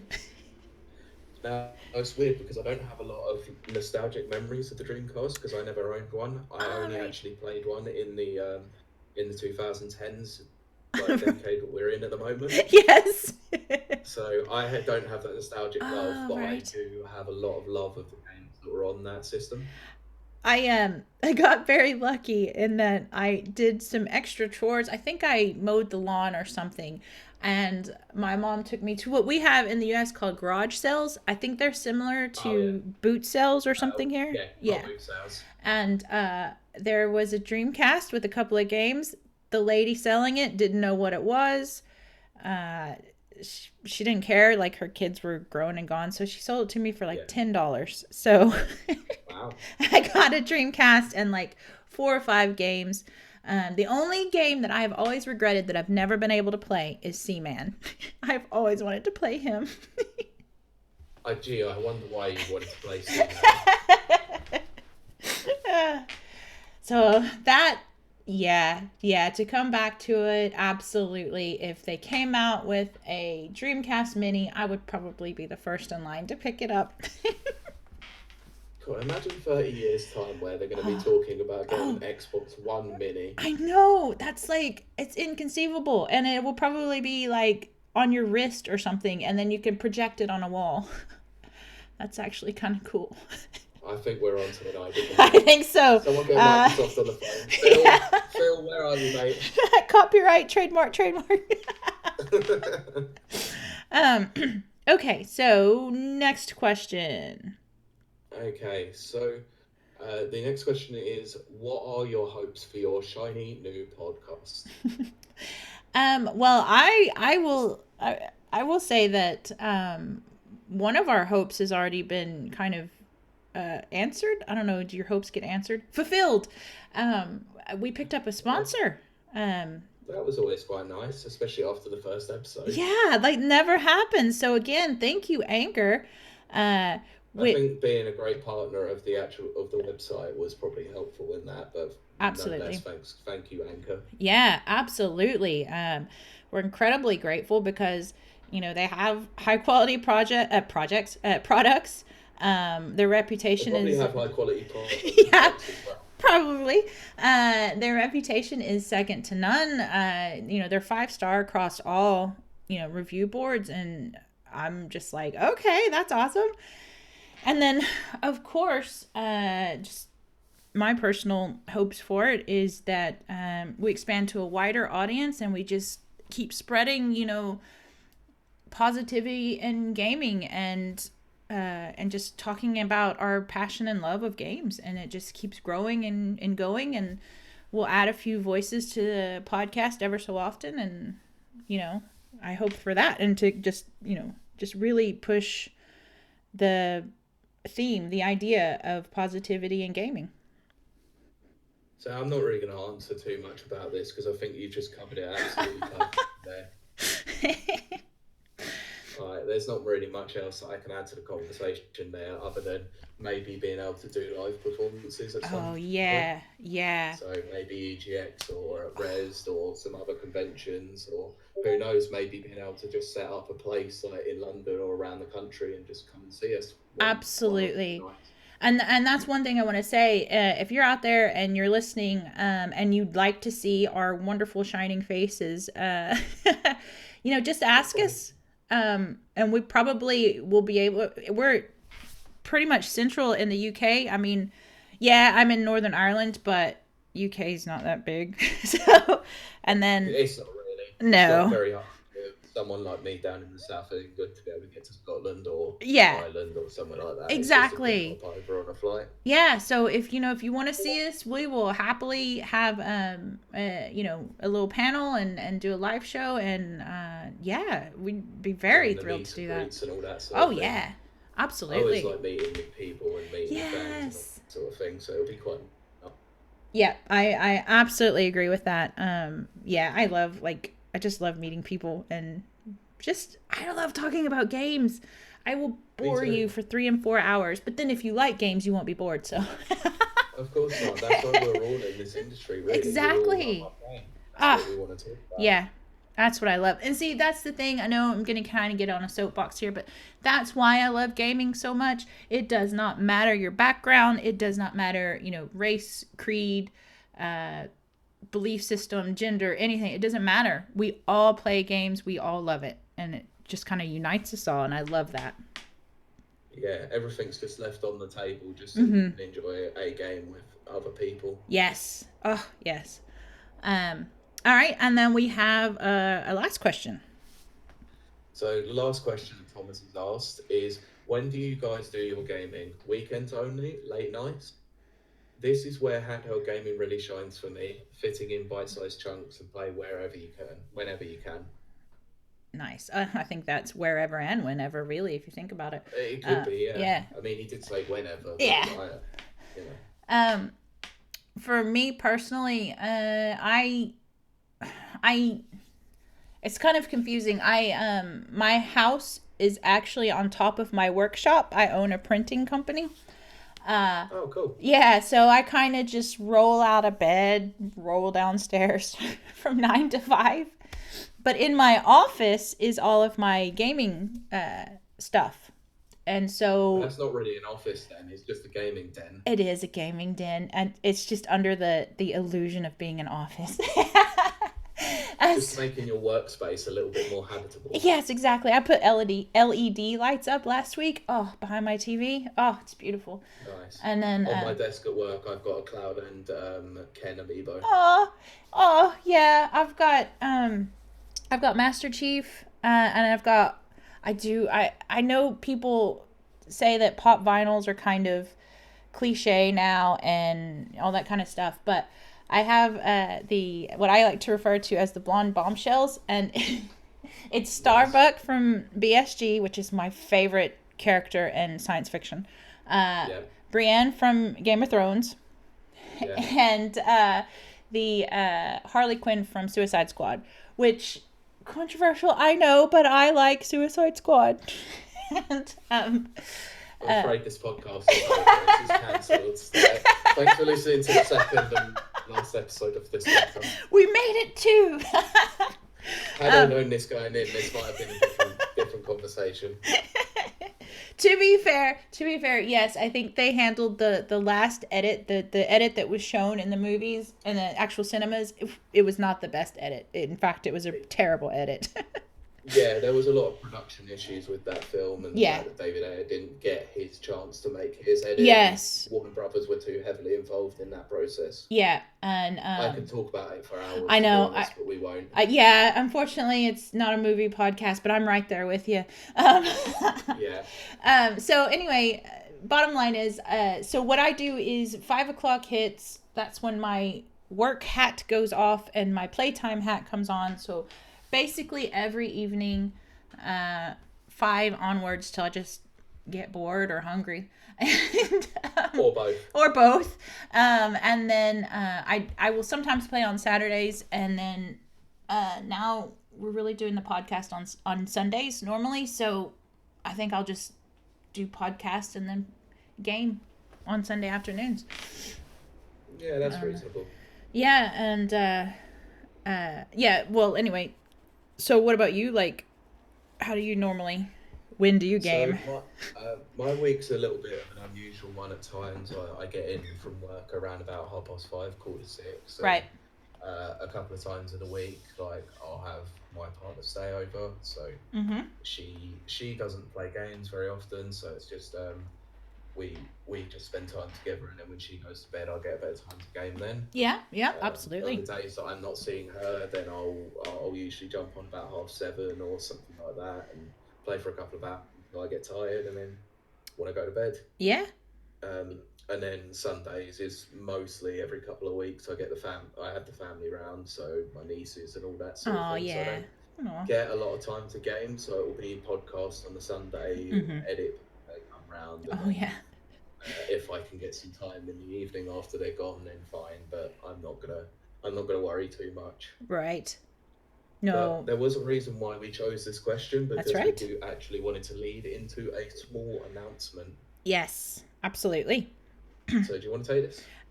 Yeah. So we are thinking of. I just blanked out. Should I take this? Yes, please take it. Okay. So basically, we have been talking about possibly engaging the listeners a little bit more.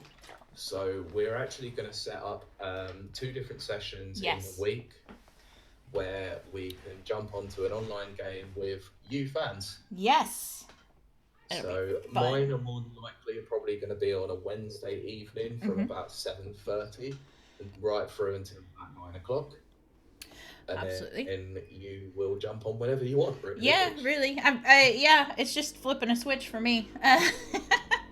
And yeah, so we definitely encourage anyone you want to join an online game that we happen to be playing, please do. We're always looking for ways to engage with the audience, because as I stated earlier, we all have a love and passion for games, and it's great to be able to interact and play with other people who have a love and passion for games, and things. So be on the lookout for that.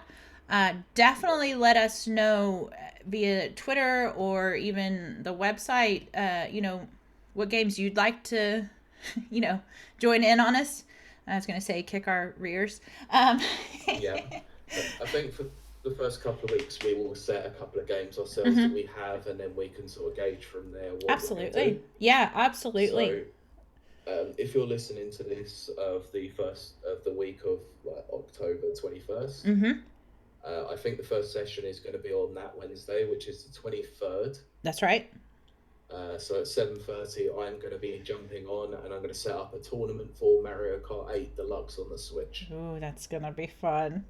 So if you are listening to this, then before that time, then feel free to come and jump in, and I'll put all the information up on Twitter. Yes, absolutely, definitely. I highly encourage everyone.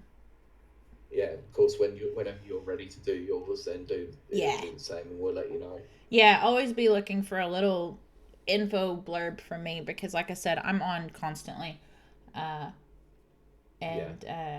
It's as I just I highly encourage anyone that wants to do it. And I mean that goes back to our you got this section, which is sometimes it can feel really lonely out there. I know better than anyone.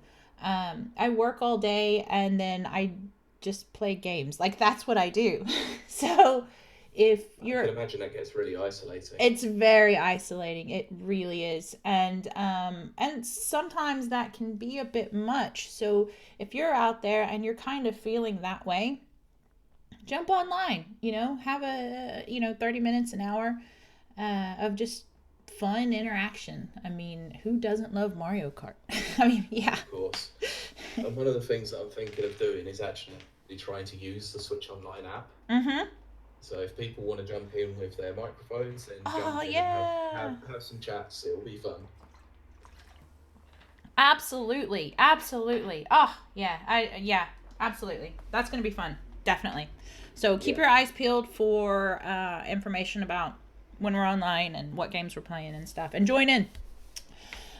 Which brings us to a very exciting portion. It's competition time. It is competition time. I am extremely proud to announce that we do have a competition on our second episode ever. I couldn't believe this. This was ridiculous. I was absolutely floored and stunned, and oh my gosh. So Anchor, who has sponsored this entire episode, have very graciously given us a charger to give away. It's the PowerCore 10,000 PD. It's a high capacity portable charger, and it now has power delivery for USB-C devices, which is excellent. Yes. Exactly. So happy. Thank you. And you can charge your mobile devices at an optimized speed via the USB-A port. Your USB-C phones, tablets, and more get a full speed charge from the power delivery port at the same time, which is amazing. I'm thrilled because I have a phone and a tablet, and I use them both 24/7. And then I hate, they don't hold a good charge. So, you get a charger like this, you're not stuck just charging all day. So yeah, I would agree. There's so many times where you've been stuck outside of the house with no battery, and you either want to watch a video or listen to something, and this is just the perfect solution to be able to actually help out with that.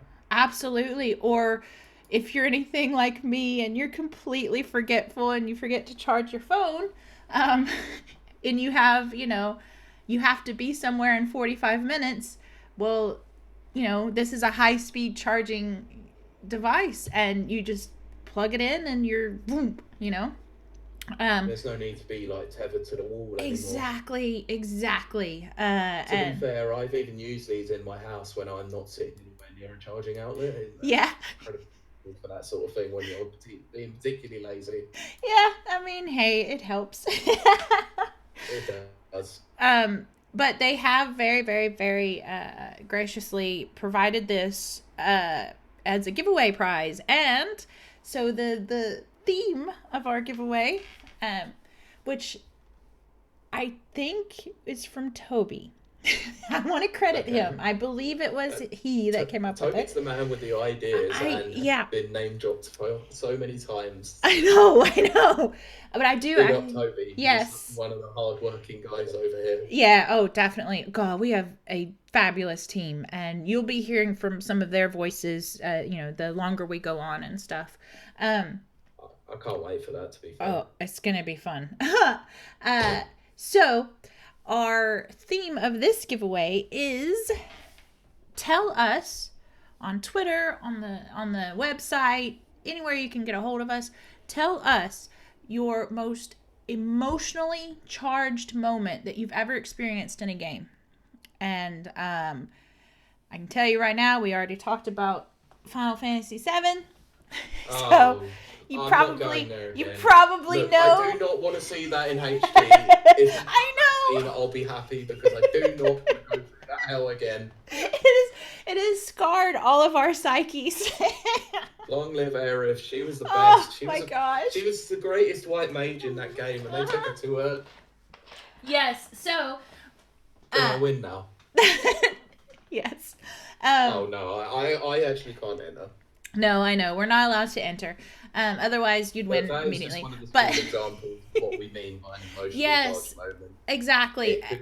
It could be anything that sort of tugged at your heartstrings, could give you unenviable joy, or anything. Yeah, anything like that.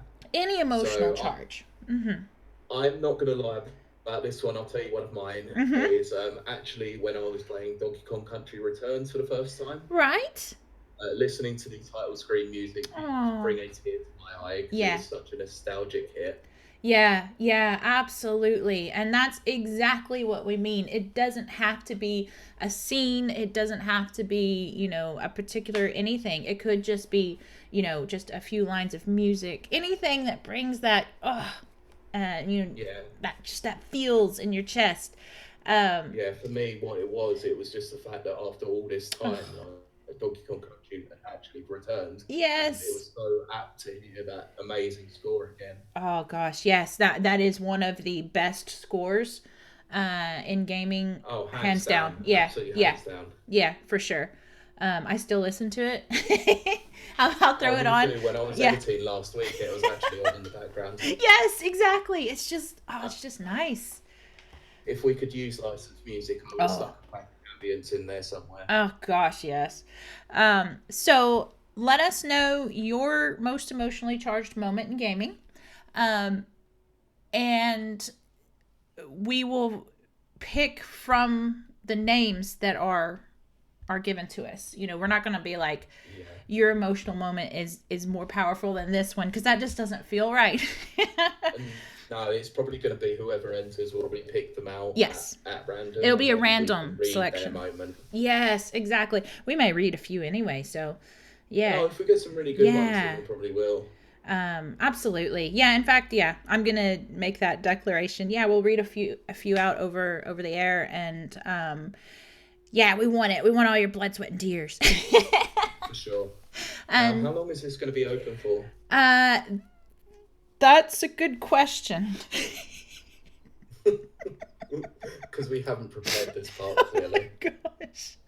Shall we say in 3 episodes' time we will put the winner out there? Yes. So you've got 3. Yes, that's perfect timing. Yes, absolutely. Yes, that's what we'll do. So by episode 5. Yeah. We'll have picked a winner. And like I said, it'll be random. I believe this is open to all people that can hear this. We'll post. Well, of course, we're going to post the official rules on the website so we can cover our behinds. They'll all be up there. Don't worry. Yeah. But it's a great piece of tech. It is just amazing. I'm actually just going to get one myself. Yeah, I think I probably will as well. Yeah, and they retail on their site for £31.99, £31.99, and that's a really nice little, chunk of change. Yeah. So this is a great. They advertise and sell via Amazon, so if you've got a Prime account, then that's perfect. Absolutely. So, just to put that into perspective, we said that by episode 5 we'll announce a winner, so we'll probably close the competition on the 8th of November, which happens to be Death Stranding's release date. Could you have asked for anything better? No, so we'll close the competition on the 8th of November at 11:59 p.m. Yes. Okay, that sounds good. That sounds great. So definitely get your entries to us. Because this is a great device. And thank you again to Anchor. Oh my goodness. And that's Anker. Their website is anker.com. And they were just unbelievably generous in giving us this opportunity. And thank you so much for sponsoring this episode. We can't thank you enough, honestly. No. Yeah, this is absolutely fabulous. And please go check them out, because if you're anything like me, and I think a lot of us are, which is I am forgetful and I need a power core on me constantly, and these are both compact and portable, and they're very, very safe, which is like you hear about other chargers and things blowing up, but Anchor is like their those safety ones is that you find in like a pound shop or something. Yeah, exactly. Really bad. No, there's some things These ones are really well designed, exactly, really well tested, like thoroughly, so they're not gonna just randomly blow up. Exactly. You sometimes you just, when it comes to safety, you need good safety, you need superior safety and high quality products, and Anchor has got it. So we're very pleased and proud to offer this, but we're also very thankful for them giving us this opportunity. Yeah, I really couldn't believe it when we heard this. It was unreal. So thank you, Anchor, for sponsoring and providing this incredible prize for our listeners. Absolutely. And that is, again, that's Anchor, ANKER.com, which is charge fast and live more. I love it. That's their new slogan right there. That is what actually is their slogan. I snuck and looked it up to make myself sound. Nice. Yeah, I wanted to sound smarter. You definitely achieved that there. All right. You slipped it past me. I did. Yeah. I was going to be like, I'm going to make this sound so smooth. It was smooth, and I had to ruin it. All right. Well, that wraps up another fabulous, fun episode of Rapid Reviews Radio. I have enjoyed. I'm about as tired doing this one as I was from coming back from EGS. I know. See, what you guys don't know is behind the scenes, we have had massive technical difficulties. So I'm going to give. There we have our episode name. Yes, exactly. I think we've got it. I think we've landed on it. Dropping that, because now it'll actually make sense. That's true. But look, I'm going to give a shout out to my co-host Pete Beckett, because he has a tough job ahead of him. Oh, they said it's going to be fun. Oh yeah, definitely fun. But you won't know the pain that I'm going through, no. So you're just hearing all of this, thinking, this sounds nice, this is fine, but you don't imagine how much blood, sweat, and tears we've had to put into. My goodness. We have switched computers, we have switched tech, it's just all this to bring you our wonderful voices, and it's worth every second.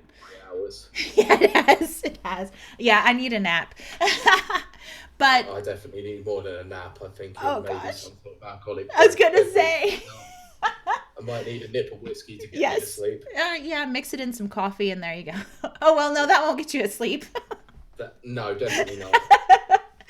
But look, how they do things in Ireland is not how they do things in England. I have to admit it. I do love the way it is over here. You're fast becoming into an alcoholic. I'm worried about it. Oh, I've still got a ways yet. You're an American. You're used to drinking terrible beer. Oh, I am. I cannot lie.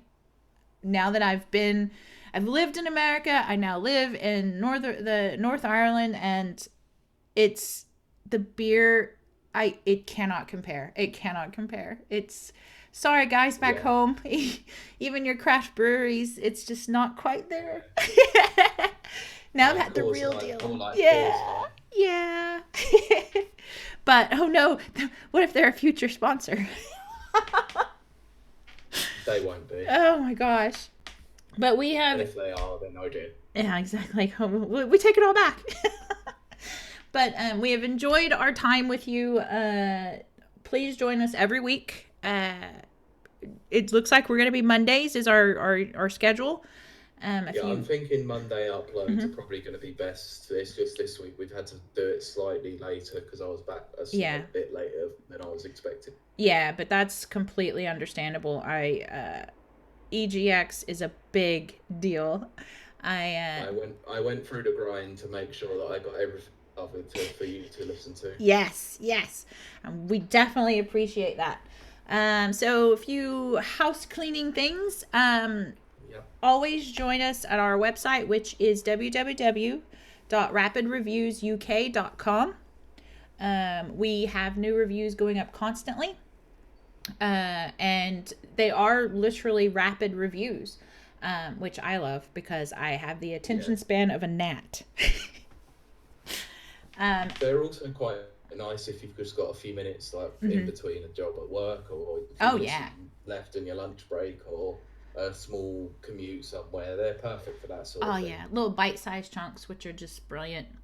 I do really like the fact that they actually do put the reading time at the top. So love you that. Can sort of encounter that. Yes, that is one of my favorite draws of rapid reviews is that, we put the kind of estimated reading time at the top, which it was one perfect. of the things that interested me when I was looking into the whole thing before I came and started writing for them. Oh, yeah. And I just thought it was such a really unique idea that I thought it would be quite interesting to see that through. Absolutely. I think a lot more websites should have it. Yeah.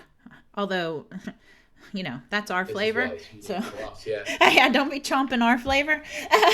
Get out of it, IGN. Yeah, exactly. Yeah. You can't compete with us. But you can also... Yes, exactly. You can also find us at Rapid Reviews UK on Twitter. And on Facebook. And where could they find you? So you can find me on Twitter at PeteBeckett1, and that's PeteBeckett.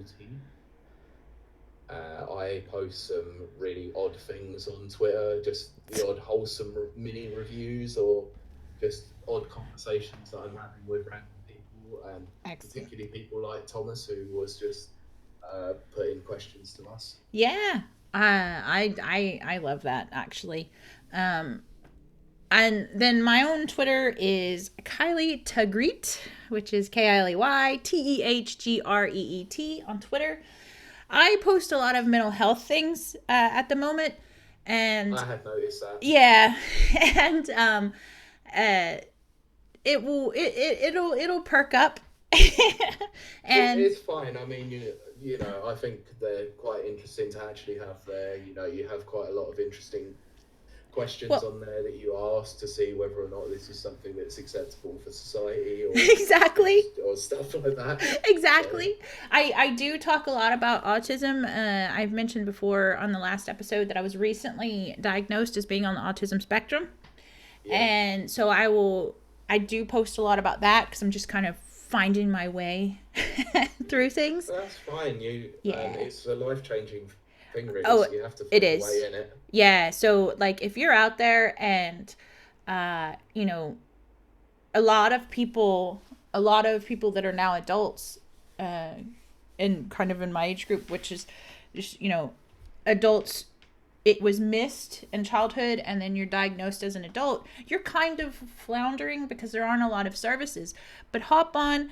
I'm always happy to interact and give my point of view on different aspects of, you know, what it means to be autistic, really.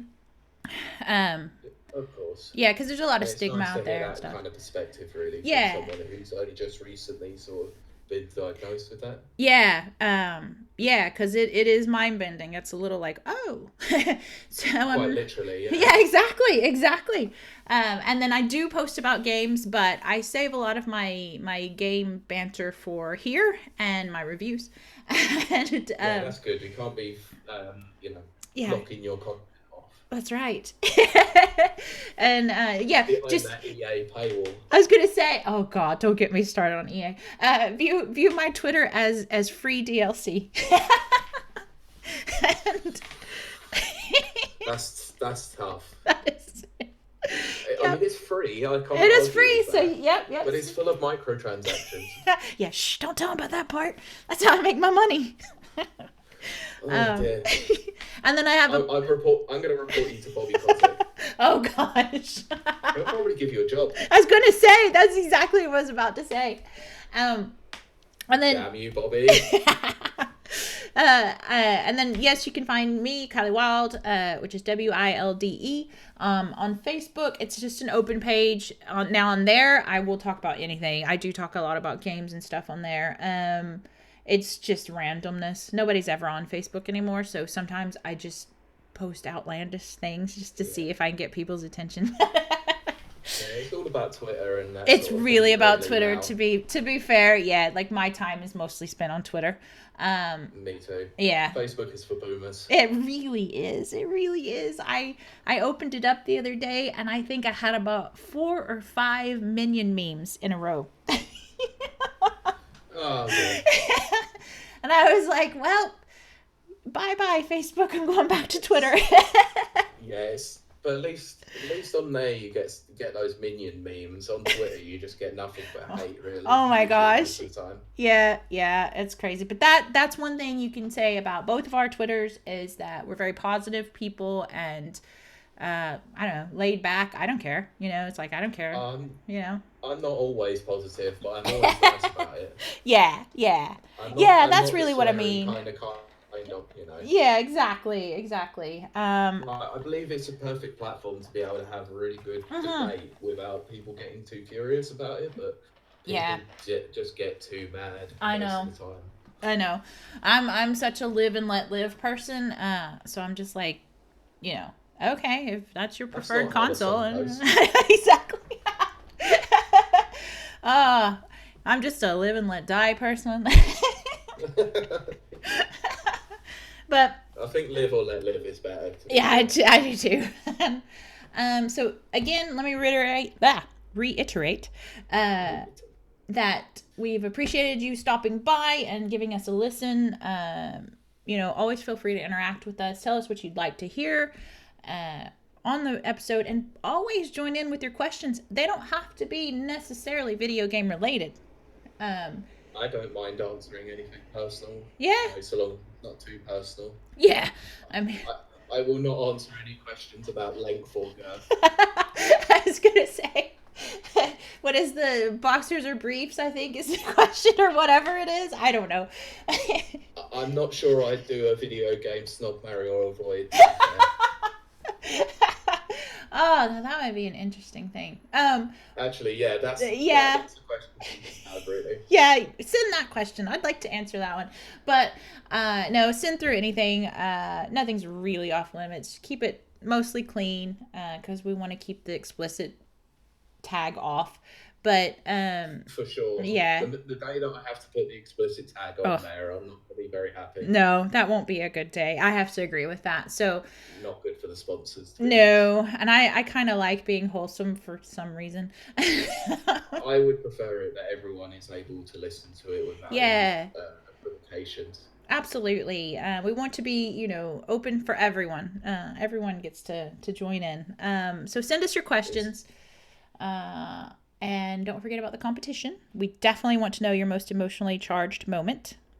Yeah, don't worry. We will let you know on each episode that the reminder for the closing date of that as well. Yes, that's right.